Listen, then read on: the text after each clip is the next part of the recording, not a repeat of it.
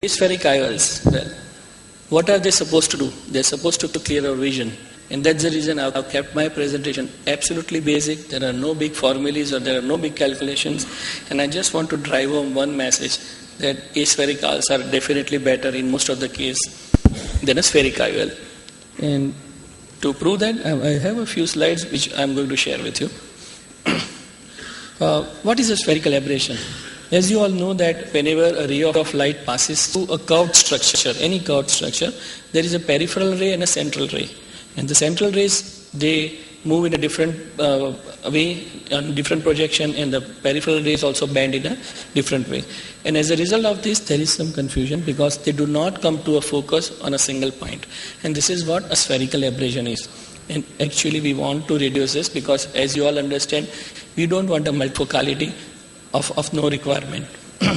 So what does the spherical aberration lead to? It leads to a degradation of the image quality, it leads to a decreased contrast sensitivity, and in many cases it can be a reason for the decreased visual acuity also, as you can see in the two images. So what is the solution? Well, the solution is an aspheric IOL. So let's try and talk about the asphericity. What is aspheric? As you all know, anything which is not a sphere is aspheric. But in our case, we are trying to make it in a way that the asphericity comes to our advantage, and all the rays, whether they are reflected from the center of the lens or from the periphery of the lens, are focused at one point, and for us it is the macula, and this gives a very crisp and clear visual image. Now, whenever there is an asphericity, it need not be that there is only one kind of asphericity. The asphericity could be a positive, a neutral, or a negative asphericity, depending on how the surface is actually shaped.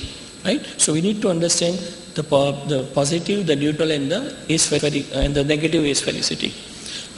The positive asphericity is the case where the peripheral rays, they meet before the parallel rays. So please understand, in all these slides we are going to use two terms: the peripheral rays, which are the ones which are bent from the peripheral part of the lens, and the central part, and the rays coming from the center of the lens, they are going to behave in a different way. And as you can see, in a positive asphericity, this is how the defocus occurs.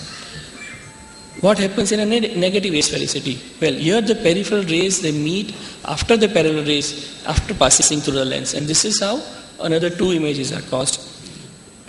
And a neutral aspheric, well, all the rays, they come to a focus at one single point. The genesis of the concept of aspheric lenses, well, where did it start? If you remember, and if you go back and see, we use aspheric optics in everyday day-to-day practice in our OPD or in our OR. For example, we use high-end cameras, they have aspheric lenses. We use our microscopes, slit lamps, and all these gadgets, they all have aspheric lenses. Most common, all of us use aspherics in this form almost every day in our life, right? Contact lenses, glasses, spectacles, all of these are also aspheric. If all of them are aspheric, why should our IOLs not be aspheric? Right? That's the reason we want an aspheric IOL. But we also need to understand when and where and for which patients. Very important thing, like Dr. Mahipal and others talked multifocal lenses. What do they actually do? We want a clear visual acuity. Sometimes all of these patients have 20/20, but their visual clarity is not much. And contrast sensitivity is one of the very, very big factors which makes a person happy or sad. This is how a standard IOL grating looks like, and this is an aspheric IOL.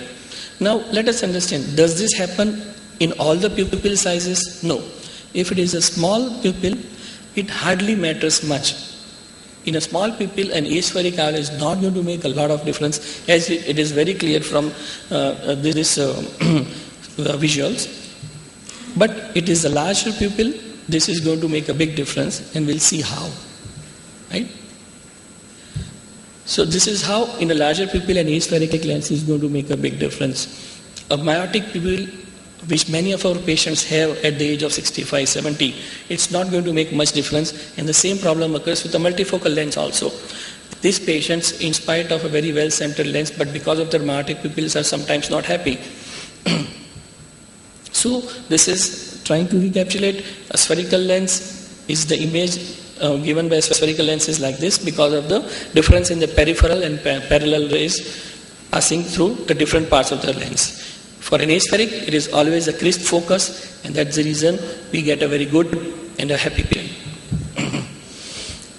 Aspheric IOLs, what do? They minimize the positive asphericity inherent in the conventional IOLs, and they improve the image quality over that of the conventional IOLs. The current IOLs in the market, most of them are positive spherical aberrations. A lot of our implantations are through positive. If it's the conventional IOLs, and especially the PMMA ones, it's the foldable ones which have this concept. They could be either a negative aspheric. There are different companies available, or there could be a neutral aspheric IOLs also available. So what do they actually do? The conventional IOLs, the spherical aberrations with the conventional IOLs is positive, and 90% of the IOLs implanted today are that. While negative asphericity, the different qualities like TMO, Tacnis, Alcon, and a lot of other lenses, they could be negative spherical aberration lenses, or aspheric or a neutral aberration lenses, which come from the Bausch & Lomb and the Ultima from the Care Group. Which IOL to choose? Well, you have a choice. So how do you decide? For aspheric IOLs, it's the better image quality, the appropriate for almost all eyes, less sensitive to decentration, and increased depth of field. Let us see the contrast sensitivity. This is usually the normal contrast sensitivity that a natural crystalline lens has. And if you decrease this contrast sensitivity by say 25%, this is a degradation of the image. And if you still decrease it to 50%, it becomes like this, and at 25%, the patient is saying that it's no better than his own cataractous lens. So, an aspheric IOL makes a hell of a big difference considering the spherical IOL. Now, what are the IOL that suits almost all eyes? Let's try and understand the aberrations which are inherent in the cornea and what we are going to add in the way of IOLs. Most of the corneas have inherent positive spherical aberration, and if you add a standard IOL, which is again a positive spherical aberration, you are ending up the patient's net spherical aberration is going to be an excess of positive aberration. Now, a negative spherical aberration, what is it going to do? The cornea is positively spherically aberrated. You are going to put a negative aberration IOL, so this is going to neutralize, but it is going to still leave it some positive spherical aberration, because there are many studies which say that about +1, some spherical aberration of 1 millimeter is better than a neutral aberration. That's why there are different lenses available which could be -0.27 to -0.1 also. Negative spherical aberration IOLs, what do they do is to neutralize the positive spherical aberration of the anterior surface of the cornea. The image quality of a conventional IOL is not so good, and with an aspheric IOL it is very good. Similarly, the depth of field with a spherical IOL and aspheric IOL is also different, as well as the quality of vision. Now, how to decide? Well, ideally, the corneal aberrations of each cataract patient should be measured, and the IOL asphericity should be customized for that particular eye. However, when corneal aberrations are not known, well, you might not have an access to all the corneal fancy gadgets which give you the spherical aberrations. The best thing is to put a neutral optics or an aberration neutral IOL, so that at least you are not adding more positive spherical aberration to the cornea.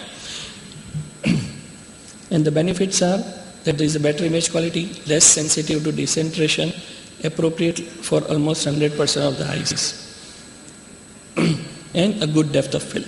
Thank you very much.